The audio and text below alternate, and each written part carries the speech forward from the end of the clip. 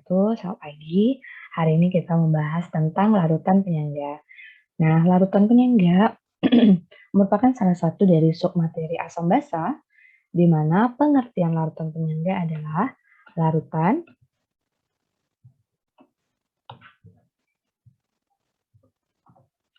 yang mempertahankan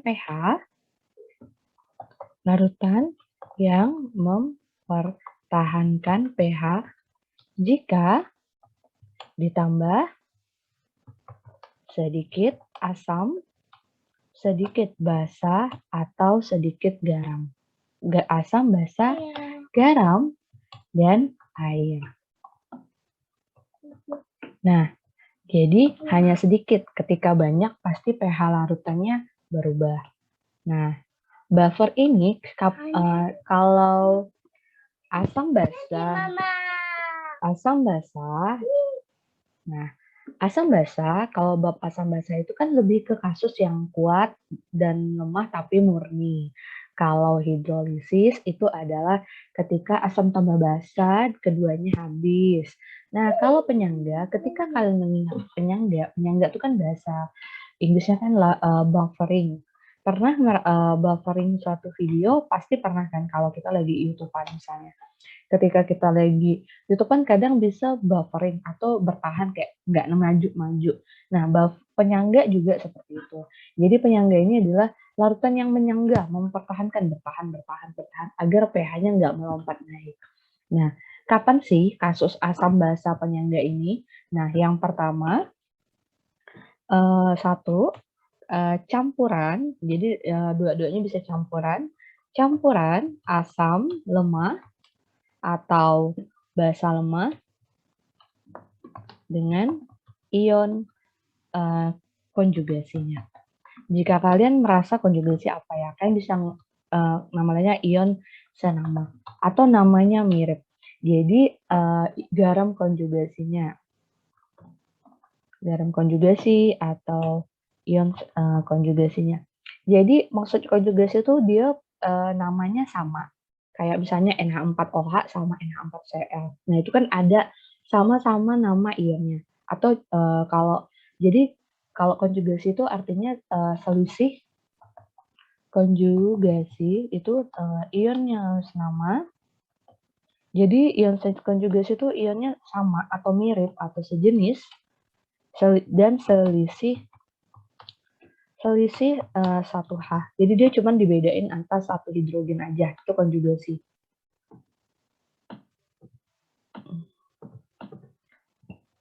Dengan ion konjugasinya senama. Kapan lagi sih bufferingnya? Nah, campuran, oh iya, nah, campuran asam ketemu basa, asam dan basa bereaksi, yang bersisa ialah bereaksi lemah. Nah, jadi seperti itu. Jadi buffer ada dua kasus ya. Satu, kalian ketemu asam tambah basa, terus campuran asam tambah basa, yang sisa ketika bercampur bereaksi, yang sisa tuh bereaksi yang lama. Nah, kemudian kalau kasus kedua, campuran asam dengan ion konjugasinya atau basa dengan ion konjugasinya. Ingat, harus dari basa lemah atau asam lemah. Jadi, ngomongin penyangga ini berarti harus ingat sama yang namanya lemah-lemah. Seperti itu. Nah, pertanyaannya, bagaimana dengan rumusnya? Nah, perhatikan. Ini contoh ya, mana yang penyangga, mana yang bukan contoh. Kita pakai ion senama dulu, nomor 1, misalnya ada NaOH dicampur dengan NaCl, kemudian yang kedua NH4OH misalnya.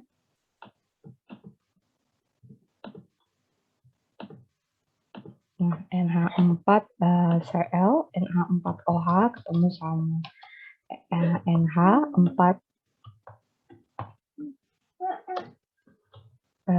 NH4Cl misal ya. Nah, ini. Kemudian yang ketiga misalnya, nah, nomor 3 seperti ini ya. Ini adalah salah satu kasus, misal. Oke. Nah, Mana yang buffering? Pada kasus pertama, ini ion sejenis. Kenapa? Karena ada satu namanya ada mirip Na sama Na. Ini loh yang namanya, ini loh yang dinamakan apa?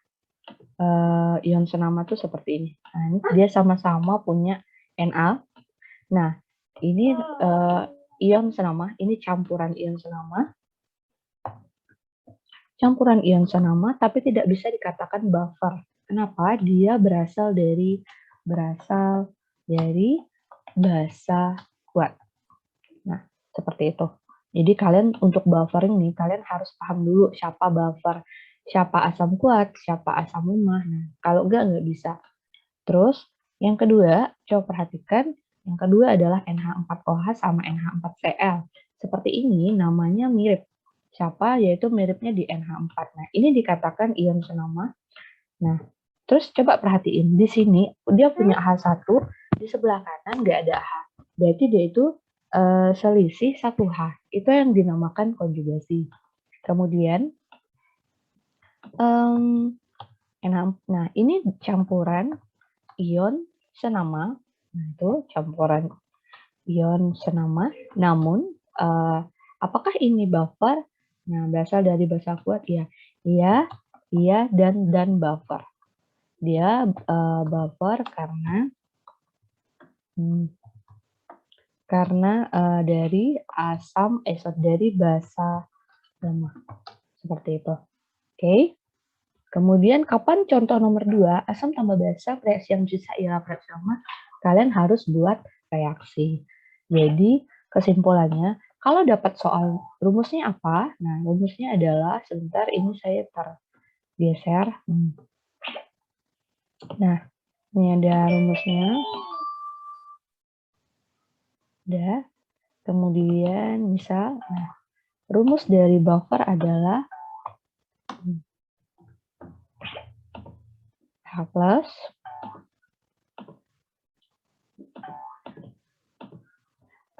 Ka kali mol asam per mol garam.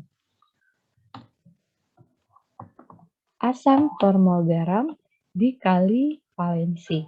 Jadi H plus sama dengan, nah ini jangan lupa dikali valensi garam. Valensi garam itu adalah pengulangan ion lemah. Nah ini. Nah berarti kalau OH nih,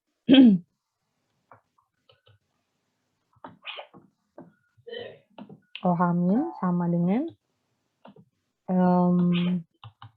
KB kali N basa per N garam. Dikali juga valensi garam. Nah, seperti ini. Nah, ini. Nah, jadi ini adalah rumus dari titrasi yang keterangan mol N2 adalah mol, N2 adalah mol, kemudian Pg itu adalah valensi garam,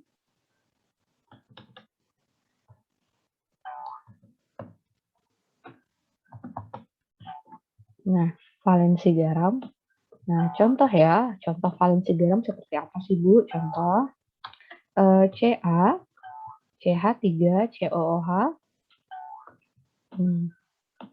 CH3COO 2 kali. Nah, kalau kalian melihat ini, kalau kalian perhatikan mana yang lemah, ini dari CaOH, ini dari CH3COOH. Nah, ini adalah CaOH nih. CaOH 2 kali, kemudian ini dari, nah CaOH 2 kali adalah basa kuat, kemudian CH3COH ini adalah asalnya itu adalah CH3COOH.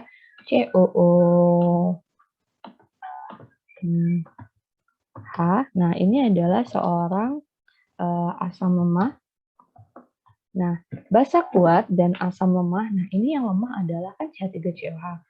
Maka valensinya ini adalah ini. Jadi valensi garam itu adalah pengulangan ion lemah. Ini valensi garamnya sama dengan 2. Jadi kalau kalian figuring itu cari yang bagian yang lemah yang mana, ngulangnya berapa kali. Seperti itu. Kemudian ini rumusnya. Udah. Kemudian udah contoh, terus kondisional dari buffering. Kemudian kapan sih terjadi buffer? Nah, fungsi Nah, kemudian apa ya manfaat buffering ketika kita mempelajari dari buffering ini apa ya? Nah, jadi fungsi buffering ini banyak, bahkan biasanya sering banget dipertanyakan di soal ulangan, di UN, karena saking banyak manfaatnya dalam kehidupan. Jadi, kalau dalam analisis seperti analisis, biokimia, dan bakteriologi, fotografi, industri kulit, dan zat warna, bidang-bidang tersebut itu bekerja sesuai dengan apalagi ya kalau bakteriologi, kondisi tumbuhnya bakteri, itu memerlukan rentang pH yang sempit untuk mencapai hasil optimum. Jadi kayak dikit gitu, nggak boleh geser. Kalau geser, kalau pokoknya misalnya antara misalnya 8,1 ke 8,3 itu kan terlalu sempit tuh. Jadi perlu perlu larutan yang benar-benar bersifat buffer agar kondisi tertentu tuh terjadi, pH-nya tuh nggak langsung melonjak jadi 9 misalnya seperti itu. Karena kalau sampai misalnya 9, keadaan dari yang lagi dikerjakan kayak bakteri yang lagi kultur bakteri, enzim, itu kan sensitif kan terhadap pH. Jadi kalau misalnya dengan larutan yang dipakai adalah larutan buffering ketika terjadi kondisi tertentu, misalnya ditambah air atau nggak sengaja ketambah asam, dia nggak langsung melompat jadi 9 atau 10. Dia masih bisa mempertahankan pH awal dengan namanya sifat bufferingnya. Nah, kemudian itu nomor satu, itu dalam dunia industri. Nah, kemudian di nomor dua, eh, di nomor dua itu yaitu cairan tubuh, baik cairan intrasel maupun cairan luar sel yang merupakan buffer. Nah, ini suka ditanyain ya, misal pertanyaan, buffer yang merupakan cairan intrasel apa? Atau cairan buffer yang merupakan cairan ekstrasel gimana? Nah, ini ya, cairan tubuh manusia itu kan ada buffernya. Yang pertama adalah buffer dalam sel, luar sel, yaitu HPO, HPO4 dan H2PO4. Nah, itu tuh adalah sistem buffering yang berada di ini bukan di dalam ya, ini di luar sel.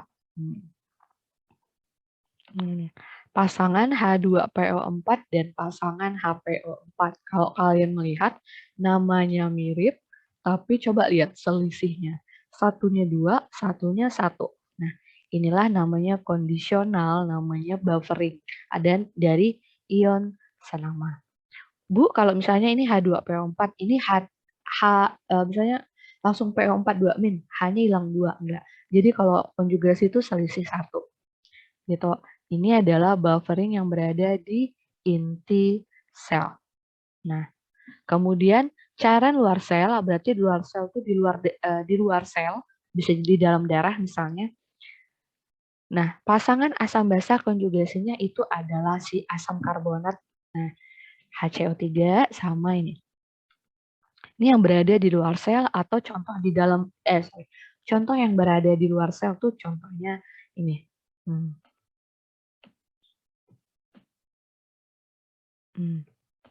Kemudian sistem penyangga itu penyangga dalam darah H2CO3 inilah yang menjaga darah agar pH-nya itu konstan, yaitu 7,4. Nah, perbandingannya itu harus HCO3 banding H2CO3. Ini kan seorang asam nih. Nah, kan asam. Nah, ini asam, yang ini lebih bersifat asam. Yang ini asam. Ini lebih bersifat basa konjugasinya, berarti basa konjugasi. Ini basa konjugasinya.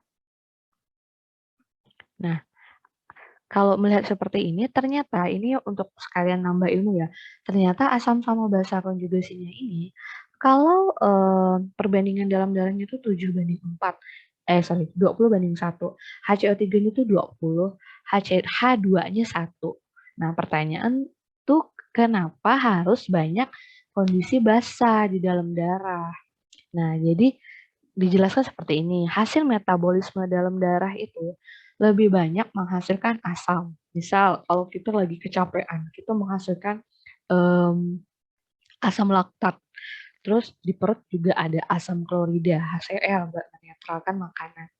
Nah, terus seperti asam fosfat, ada juga asam sulfat, dan kondisi sedikit ya di badan. Nah, asam-asam ini nih ketika masuk ke dalam darah itu si HCO3 seperti kita ketahui HCO3 kan basa nih, basa konjugasi, berubah menjadi H2CO3. Nah, HCO3 ini menetralkan dulu si asam-asam itu sedikit, berubah menjadi H2CO3 dan H2CO3 itu membentuk H, H plus dan CO2. CO2 inilah yang akhirnya kita lepas dalam pernapasan kita.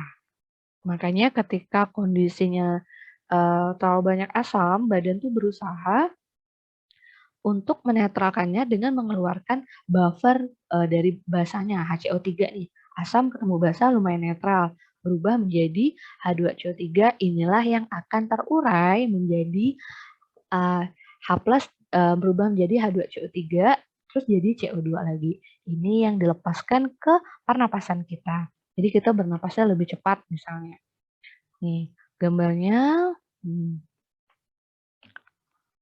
Nah, terus ini kondisi darah kita, H2CO3. Nah, ini dia akan banyak bekerja untuk menetralkan kondisi-kondisi asam di dalam badan kita, HCO3. Makanya kondisinya harus 20:1, dia lebih banyak. Menetralkan, lepas menjadi H2CO3, terurai lagi jadi CO2 sama H2O. CO2 inilah yang dilepas. Gitu. Nah, apa yang terjadi kalau misalnya buffering darah ini gagal atau kondisi darah tuh terus mempertahankan pH, namun karena kondisi badannya tuh benar-benar diserang sama kayak asam terlalu kuat atau basa terlalu kuat kondisinya, kita sebut dengan asidosis dan alkaliosis. Nah, asidosis itu kondisi pH badan atau pH darah itu mengalami penurunan pH. Contoh kasus asidosis itu artinya badan lebih banyak kandungan asam itu adalah jantung, penyakit ginjal, diabetes mellitus, diare, atau makanan kadar protein yang terlalu jumlah waktu yang sangat lama. Nah, terus apakah ini kan penyakit-penyakit berbahaya nih? Bisa juga asidosis terjadi dalam keadaan sementara. Itu contoh jika kita terlalu sering olahraga. Jadi kondisi asidosis, kondisi asidosis, asidosis sementara, misalnya kita nggak ada jantung, nggak ada diabetes, tapi kita bisa mengalami namanya asidosis itu apabila olahraga terlalu lama waktunya, olahraga dengan rentang waktu lama.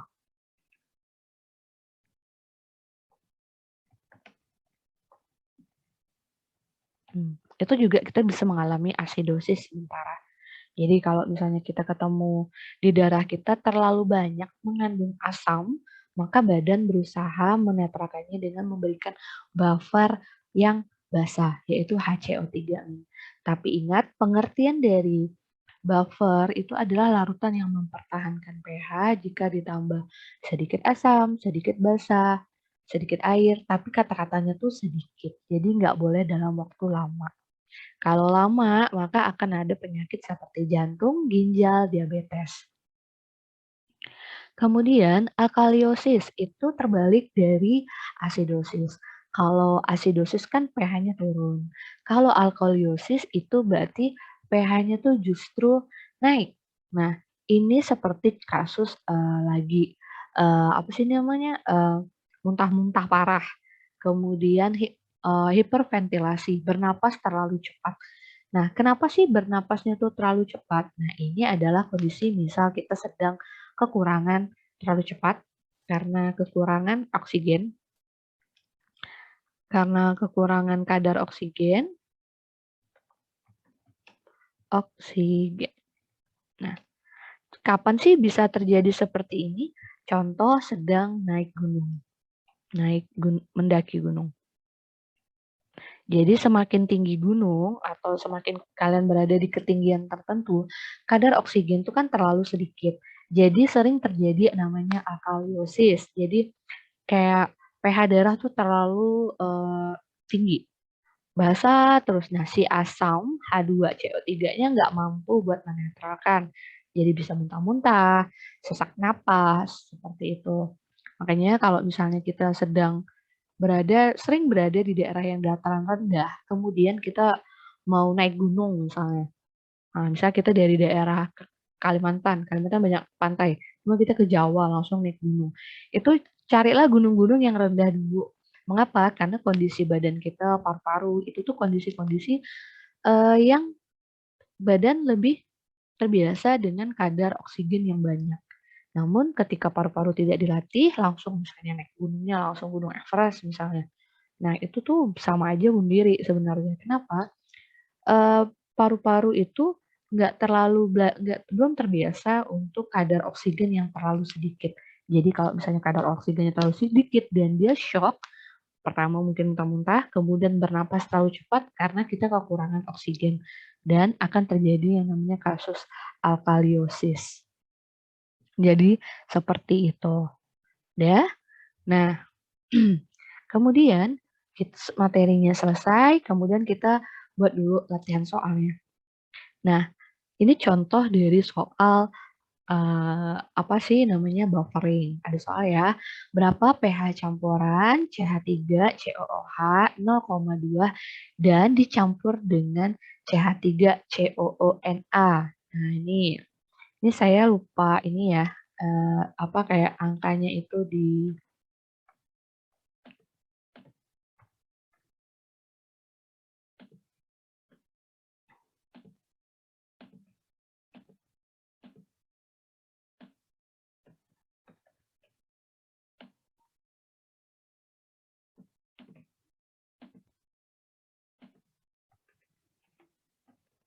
hmm, itu volume sama dengan 50 mili, kemudian dia punya molar sama dengan 0,2.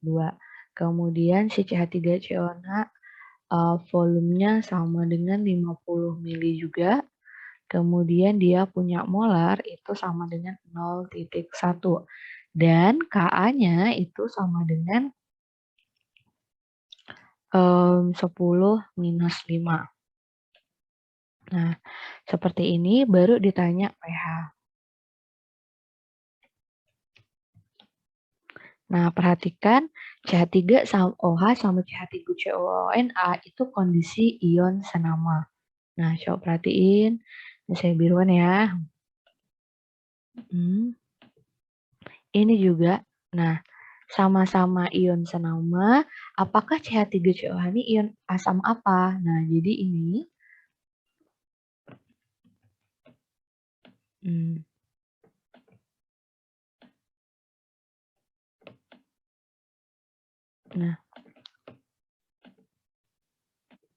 Nah, ini adalah kondisi dia ion senama.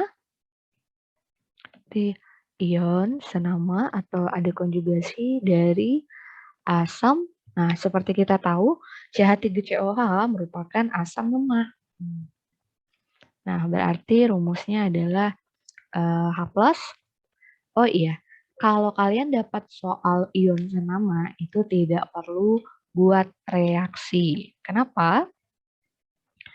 Tidak perlu buat reaksi, karena kalau ion senama dia tidak saling menghabiskan molnya atau saling menetralkan zatnya. Jadi dia tuh sama-sama menguatkan.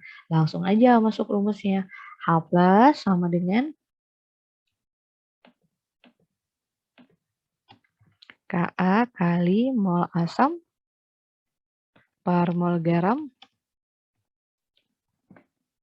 kali valensi garam.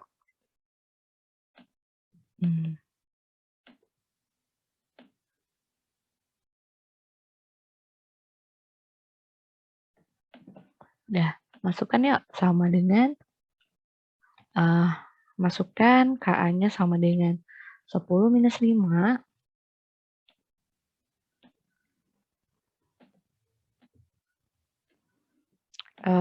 Ka-nya sama dengan udah mol asam. Nah, cari dulu mol asamnya. Mol asamnya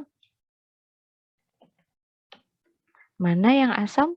Nah, mol asamnya ini 50. Mol asam tuh berarti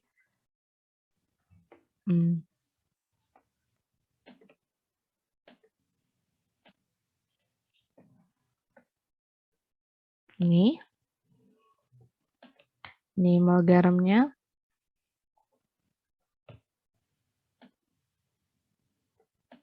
Ini molnya berarti sama dengan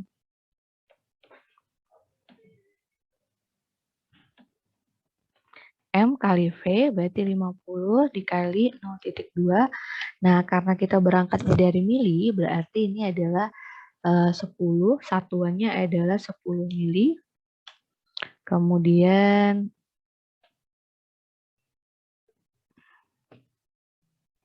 10 mili, kemudian ini CH3 tuh juga 50 dikali 0,1 berarti 5 milimol.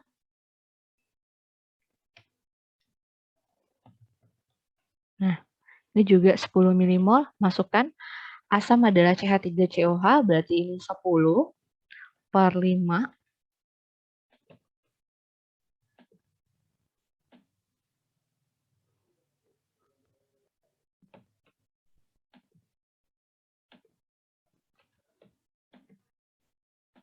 Sepuluh dibagi 5 tuh sama dengan 2. Nah, berarti di sini adalah 2 kali 10 minus 5. Itu H plus, berarti pH-nya sama dengan, diputar ya, 5 min log 2. Nah, seperti itu. Jadi, jangan lupa kalau misalnya ion senama itu nggak perlu buat reaksi. Nah, bagaimana kondisionalnya jika dapat soal itu nggak ion senama tapi merupakan campuran asam sama basa.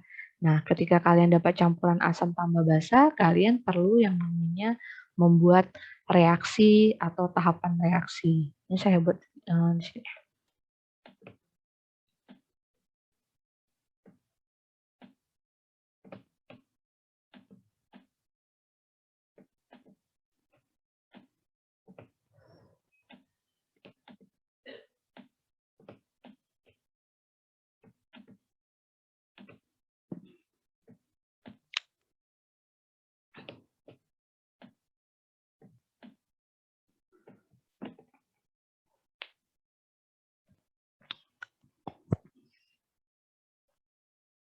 Nah, nomor 2, tentukan pH larutan bila 2,25 mili CH3COH dicampurkan dengan KOH 0,1, di mana Ka-nya sama dengan 10 minus 5.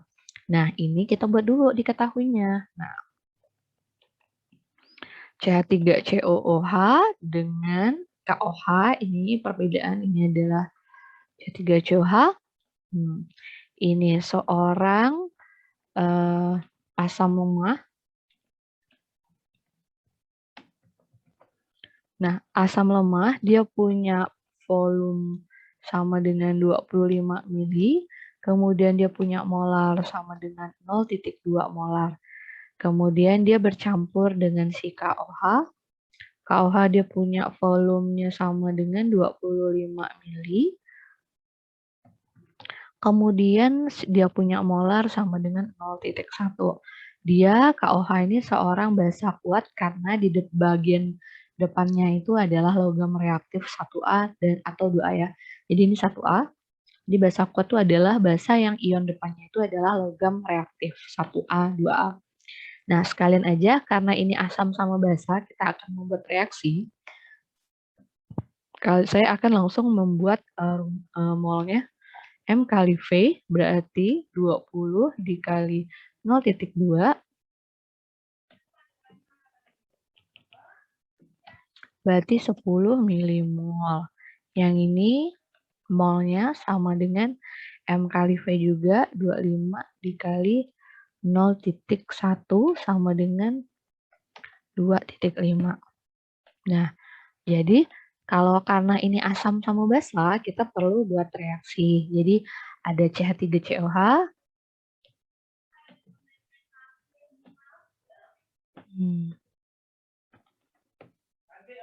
CH3COH ditambah KOH.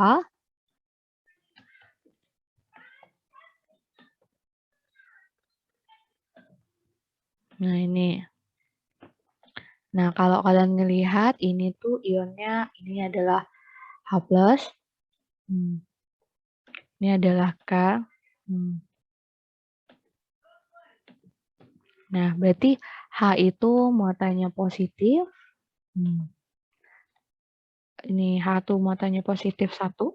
H+ karena KOH kan juga golongan 1 jadi +1. Maka yang sebelah sini itu CH3COO kan min. Terus OH tuh juga muatannya -1. Kemudian tukaran berarti CH3, COO, CH3, COOK, karena positif tarik negatif. Bu, boleh nggak CH3COH-nya di belakang? Boleh. Karena kan biasanya pada umumnya ion positif tuh berada di depan. Biasa ada yang nulis KCH3COO. Tapi karena saya sudah terbiasa dengan CH3COOH, berarti H-nya langsung saya ganti aja dengan K. Jadi kadang untuk CH3COO ini dia boleh aja sih ditulis di bagian depan karena udah kayak udah terbiasa. Dia merupakan ion poliatom namanya asam asetat. Nah, jadi diperbolehkan. Salah satu ion yang poliatomnya itu negatif yang dan terkena, jadi harus dihafalin. Sini H2O. Hmm.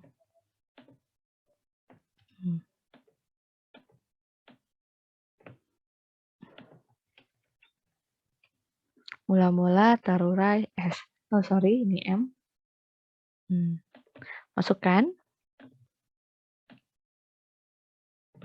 Ya, molnya MTS-nya 10 milimol, KOH-nya 5. Nah, siapa yang habis? Yang habis itu yang kecil, dibagi koefisien, berarti ini minus, ini 0. Nah, berarti ini dipetak.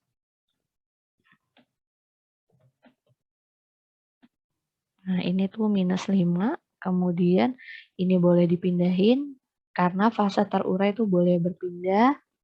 Pindahkan.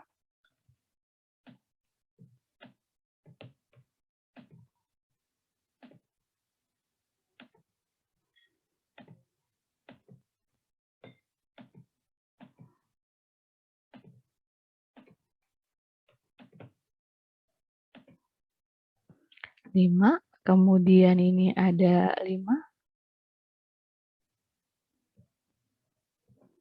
Nah, terus perhatikan di sebelah sini, ini saya kasih merah ya, di antara reaksi itu masih ada yang bersisa.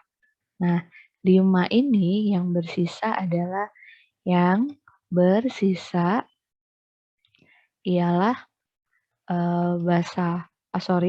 asam lemah. Nah, apabila seorang bereaksi itu yang bersisa dan dia seorang lemah, maka itu adalah kasus buffer. Nah, buffer apa? Buffer asam.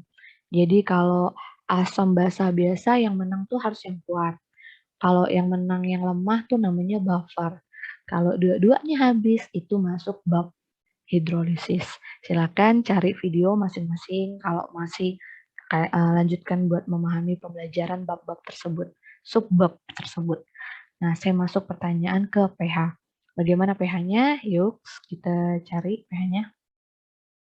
Karena ini seorang asam, maka saya berangkatnya dari rumus H+.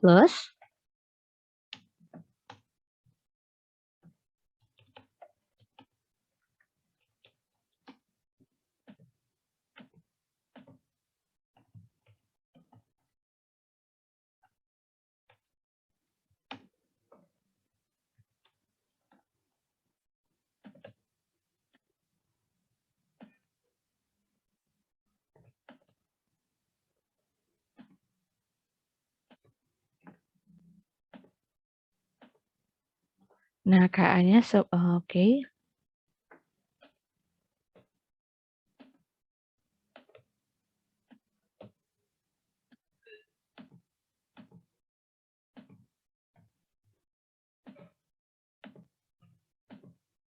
Mol asamnya 5, mol garamnya juga 5, valensi kali 1.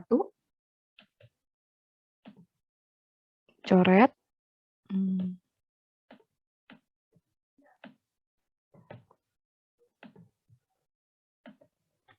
10 minus 5. Berarti pH-nya sama dengan 5. Seperti itu. Jadi, itu adalah terus ya, sekarang kita lanjutkan lagi soal yang ketiga sama keempat. Nah, jadi yang ketiga sama keempat itu materi, lebih ke kayak teori buffer. Contoh ya, nomor 3 ya. Darah manusia memiliki pH yang konstan, yaitu mendekati 7,4. Nah, walaupun zat-zat yang bersifat asam atau basa masuk ke dalam darah. Kenapa? Karena di dalam keseimbangan darah memiliki nah, kalau ada seperti ini, maka yang kalian cek adalah cairan buffer yang berada di dalam tubuh. Seperti kalian ketahui, nah, kalian sudah dipelajari, buffer di dalam tubuh itu ada 2 jenis. Buffer dalam tubuh itu, selain hemoglobin ya, hemoglobin juga termasuk buffer. Buffer dalam tubuh tuh, yaitu yang pertama adalah yang berada di dalam sel, buffer yang berada di dalam sel. Nah itu adalah pasangan PO4, H2PO4 min. Kok ada min? Karena asal kalau netral dia H3PO4 dengan HPO4 min. Nah, kemudian yang kedua itu adalah buffer di luar sel. Nah, di luar sel ini contohnya yang berada di dalam darah. Contoh di dalam darah. Nah, itu adalah pasangan H2CO3, asam karbonat ya, H2CO3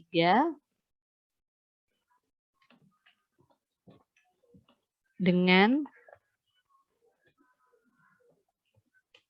HCO3 min. Seperti ini. Jadi yang mana yang menjaga darah agar terus netral itu adalah H2CO3 dan HCO3 min. Ada nggak? Nih, oke. Yang mana? Ingat kalau buffer adalah ion senama dengan konjugasinya. Jadi ini bisa benar. Coba perhatikan. Ini H2CO3 ini juga benar. Namun di sini CO3 2 min. Berarti selisih di sini 2, ini 1. Kalau yang sebelahnya H2CO3 sama HCO3 min. Jadi kalau melihat pasangan seperti ini, ingat kalau konjugasi itu selisihnya adalah 1H. Itu sama dengan selisih 1H. Jadi makanya ini masuk kategori buffer. Nah, jadi yang mana? Yang ini berarti jawabannya adalah seperti itu. Oke, terus nomor 4. Nah, biasanya ini juga salah satu soal yang sering terjadi, terus langsung kayak bingung karena larutannya banyak. Nah, nomor 4, berdasarkan percobaan berikut, akan dilakukan pencampuran beberapa larutan, yang mana yang merupakan penyangga. Jangan lupa, konsep dari penyangga itu sendiri adalah satu, harus ion senama, ion senama dari lemah, asam, atau basa lemah. Yang kedua, asam,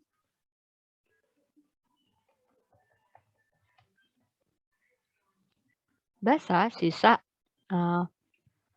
reaksi yang lemah. Nah, kalau dapat soal seperti ini nih, ada CH3COH dan NaOH. Berarti ini kan asam lemah dan NaOH basa kuat nih. Nah, kalau asam sama basa, masa yang lemah harus yang menang. Maka kita hitung CH3, COH, kalau saya itu lebih suka, kalau udah larutannya mencari larutan seperti ini, saya udah langsung hitung aja mol terbesar. 200 dikali 0,1 tuh 20, terus 200 dikali 0,1 itu juga 20. Nah, berarti kondisi 20 sama 20 ini sama-sama habis. Kalau sama-sama habis berarti sama-sama habis, karena sama besar, berarti ini adalah hidrolisis. Gitu. Kemudian CH3COH 200 0,2 dan 200 ini 0,1 berarti kalau kita besarkan, kalau kita turunkan, nah ini adalah 40, kemudian ini adalah 20. Nah, perhatikan yang sisa, yang besar adalah asam lemah, berarti ini adalah buffer. Nah, seperti itu. Jadi yang menang kan yang ini nih. Kemudian nomor 3, nah berarti NH4OH merupakan basa lemah, molnya 20, kemudian HCl adalah asam kuat, berarti 40. Nah, pada kondisi ini bukan buffer, kenapa? Ini adalah kuat. Jadi ini masuk ke campuran dari asam kuat. Langsung dikerjakan pakai rumus asam kuat. Yang rumus M1 kali M1 kali valensi. Tuh. Nomor 4, NH4OH 0,1 dengan HCl. Nah, kita cek ya. Ini.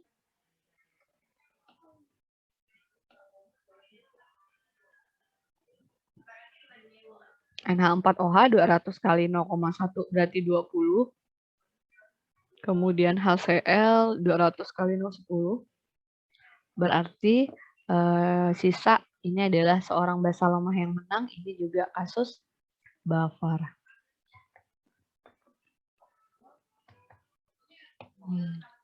Jadi, mana yang buffer 2 dan 4? Nah, seperti ini. Begitulah. Jadi, ini adalah salah contoh soal-soal dari buffer. Semoga bisa membantu kalian dalam memahami bab ini. Jika ada yang mau ditanyakan atau mungkin ada keliru, kalian boleh komen di bawah. Kemudian jangan lupa like dan subscribe. Oke, terima kasih.